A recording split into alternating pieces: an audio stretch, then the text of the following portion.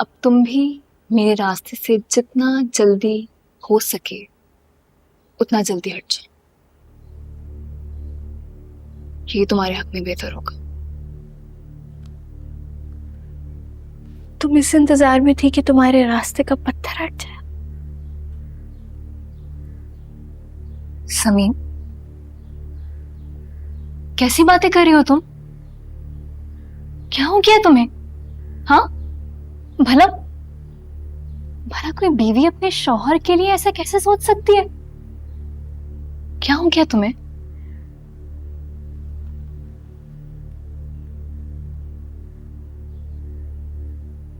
लेकिन अगर तुम ऐसा सोच रही हो तो सही ही सोच रही होगी। हाँ, असफन से शादी करते ही मैं उसके रास्ते से हटने का इंतजार कर रही थी। और देखो, कुदरत भी वही चाहती थी जो मैं चाहती हूँ।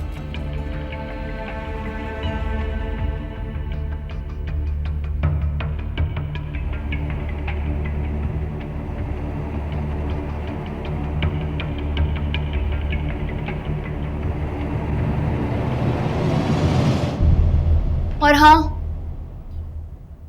ये चाय प्लीज मेरे कमरे में भिजवा दोगी?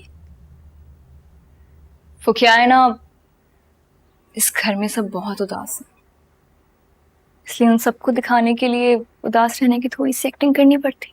हम्म।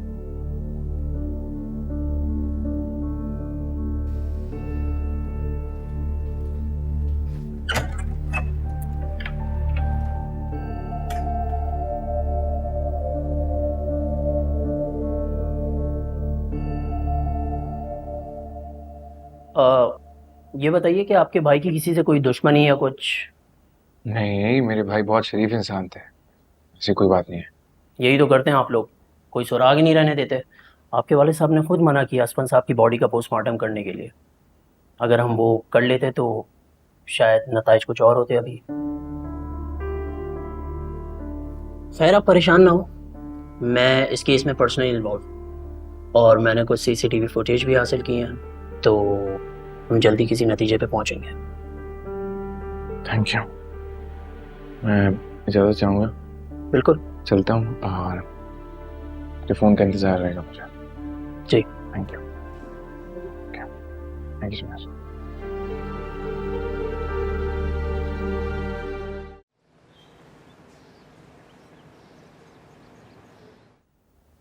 मत पड़ो बेटा इन पुलिस वुलिस के चक्करों में।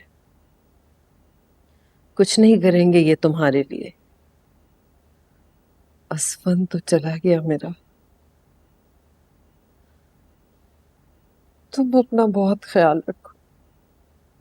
नहीं, अब मुझे बहुत डर लगता है, तुम्हें कुछ हो गया तो मैं जी नहीं सकूंगी। ऐसी बातें ना कर। और अब इस डर से हम घर में चूड़ियाँ पहनकर तो नहीं बैठ सकते ना। मुझे लगता है इस मामले में पुलिस हमारी मदद कर सकती है।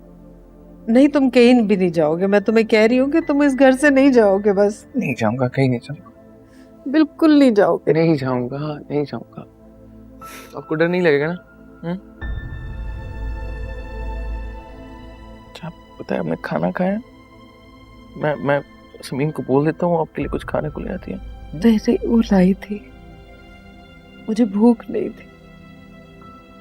कैसे नहीं होगी? मैं अपनी अम्मी को अपने हाथ से खिलाऊंगा, वो खुद ब खुद लग जाएगी। बाबा का है।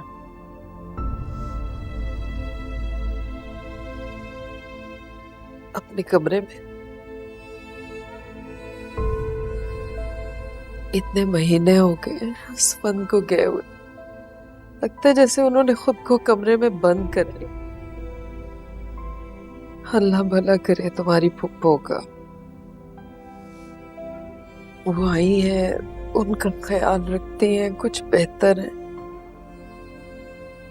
वो तो है। आप अनीला का है? कमरे में इन 4-5 महीनों ने हम घर वालों की जिंदगियों को बस बदल के रख दिया है। काम करें अम्मी, आप आराम करें, मैं अनीला से मिल के आता हूँ। ऐसे लगता है जैसे तुम इस घर के सबसे बड़े, सभी की जिम्मेदारी तुम पे आ पड़ी है। एक बात मानोगे? जी अम्मी, बिल्कुल मानूंगा, पता है। तुम्हारे हस्बैंड से लाख इख्तिलाफ से माफ कर दो। वो वो चला गया इस दुनिया से। कैसी और बातें जिस कर रही दुनिया हैं? से चले जाते उनके लिए दिलों में बातें नहीं रखते। अम्मी आप कैसी बातें कर रही हैं? ऐसी बातें प्लीज ना किया करें। वो मेरे बड़े भाई थे, मुझे उनसे क्या इख्तिलाफ होगा? मैं उनकी इज्जत करता हूँ, मैं हमेशा उनसे मोहब्बत करता था, करता हूँ और करता रहूंगा। फिर भी अगर आपको लगता है कि मुझे उन्हें माफ कर देना चाहिए, मैं कर दूंगा। प्लीज आप ऐसे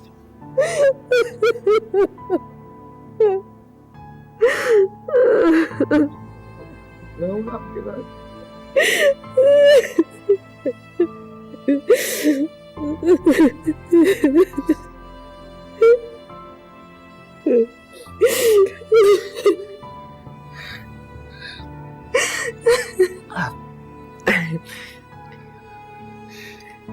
मैं खिलाता हूँ इनको।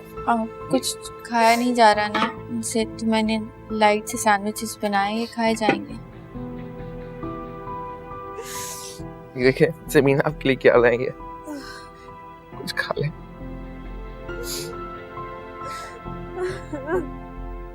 कुछ खा लें प्लीज।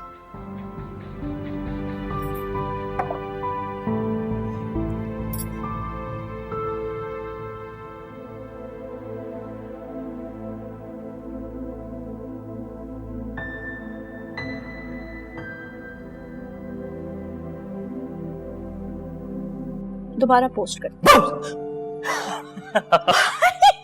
आप कब आए? So good to see you.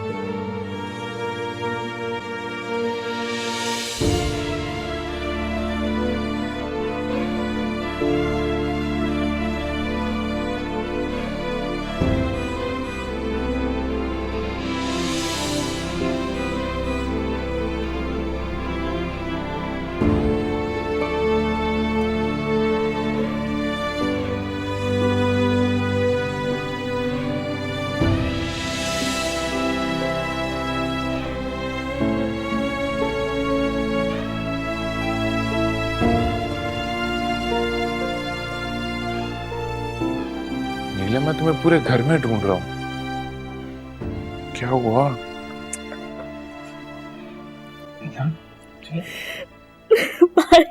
Husband भाई बहुत याद आ रहे हैं।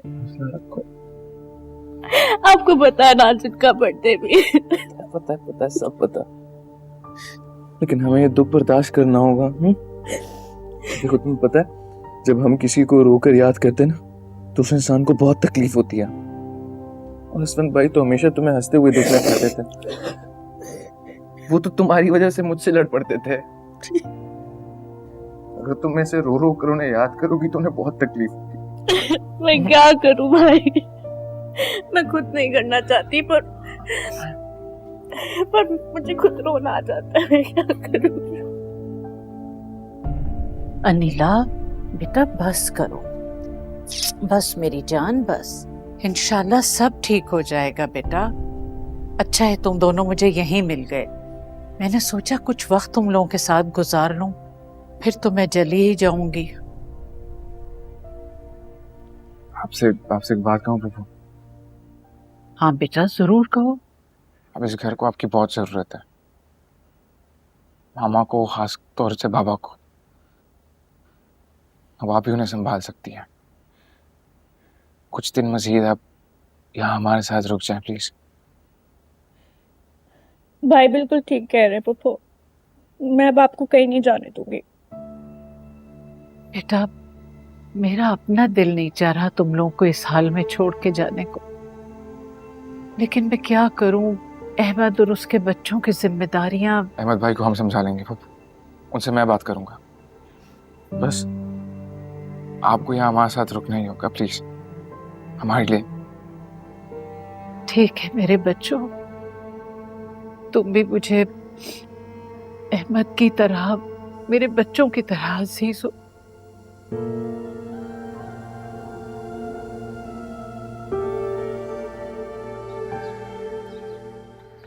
और कुछ चाहिए? नहीं थैंक यू।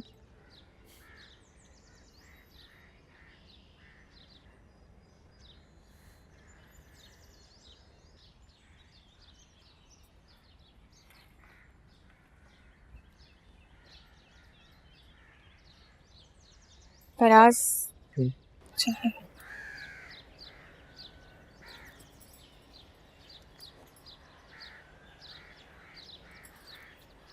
आपसे एक बात पूछूं? पूछो।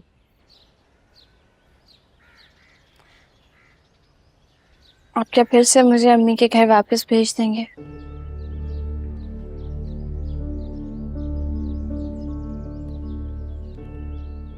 आपने मुझे मेरी बात का जवाब नहीं दिया। क्या जवाब दूं? मुझे खुद समझ में नहीं आ रहा मैं क्या करूं। अभी जो ये कयामत हम सब पर गुजरी है, इसने सबके मुंह बंद कर दिया। लेकिन जैसे जैसे वक्त गुजरेगा सबको तुम पर लगे हुए इल्जामात वापस याद आएंगे। तुम्हारे दामन पर जो इस घर में कीचड़ उछाली जा चुकी है, उसकी तलाफी किए बगैर ये कैसे मुमकिन है कि मैं तुम्हें कहूँ कि तुम इस घर में रह सकती हो। लेकिन आपको लगता है कि मैं आपके साथ कभी भी बेईमानी कर सकती? हरीम ने जो कुछ भी किया जान के किया ताकि आपको मेरी जिंदगी से, मुझे आपकी जिंदगी से निकाल दे। आपको ये बात समझ में क्यों नहीं आती? वो इस घर में आई, असलम भाई की जिंदगी में आई सिर्फ एक मकसद के लिए।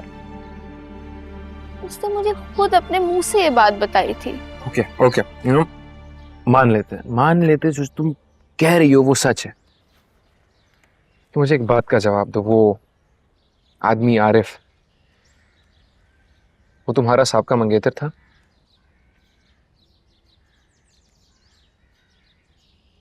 जी था, लेकिन अपनी मर्जी से मेरी जिंदगी से निकला वो। उसने अपनी मर्जी से मंगनी तोड़ी। समीन, मुझे हाँ या ना में जवाब चाहिए। फराज, हर बात का जवाब ब्लैक एंड व्हाइट नहीं होता। वो तुम्हारा साबका मंगेतर है? जी। वो तुम्हारा कजन है, तुम्हारी फुफ्फो का बेटा? जी। और मंगनी से पहले वो तुम्हारे घर में रहता था? जी रहता था। और तुम उसके साथ यूनिवर्सिटी आया जाया करती थी? मैंने खुद तुम्हें अपनी आंखों से देखा है। बोलो सच या झूठ? जी सच है, लेकिन वो तो मेरा पास था ना। मैंने तो आपसे कभी भी अनीता के बारे में कोई सवाल नहीं किया। क्योंकि मैंने उससे कभी कोई ताल्लुक नहीं रखा। ताल्लुक तो मैंने भी नहीं रखा, वो जबरदस्ती मेरे साथ ताल्लुक जोड़ना चाहता है। और यकीन करें, मैंने अब्बू से उसकी शिकायत भी की है। अब एक ही शर्त है जिसे तुम इस घर में रह सकती हो। छोड़ दिया, छोड़ दिया, छोड़ दिया, छोड़ दिया, छोड़ दिया, छोड़ दिया तेरी गली जाना, छोड़ दिया दिल को यूं बहलाना।